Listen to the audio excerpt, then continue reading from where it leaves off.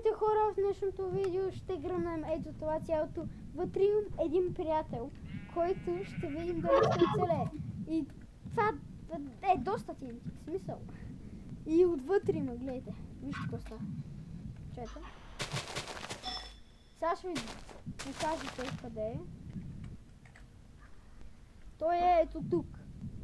В центъра на всичко. Само трябва да го направим на survival. Така. На survival си, нали? Чай да видим. Добре, на survival е. Сега. Тази машина ще изстреля TNT. Слагам едно TNT. Защото за какво ми е повече? Изстрелвам! Или не изстрелвам? Не, ти си. Еми хора, ще направим машина пред вас. Това не се получи за това. Сега. Викторе, ще трябва да изчакаш, защото машината не се получи. Така. И слагаме... Ама той трябва да е тук, т.е. постън.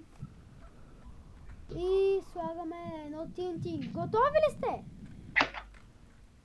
Искам да чуя.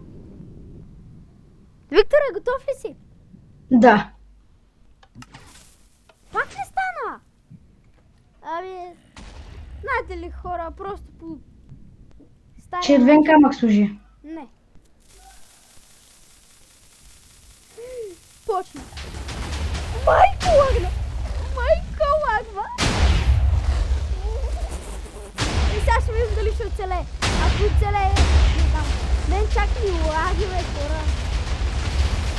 Аз наливам. Ето моя капсулата!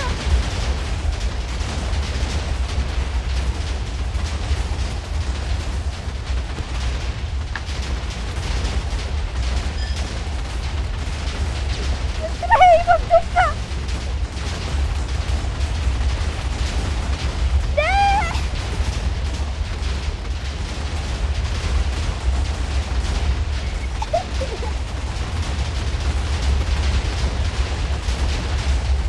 Той вътре! На безопасност! Майко, хора! Гледайте концовка! Той умря!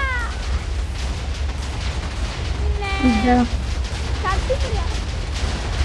Буквално като бях вътре, факлите се чупиха и сложих поне 5 пъти факли.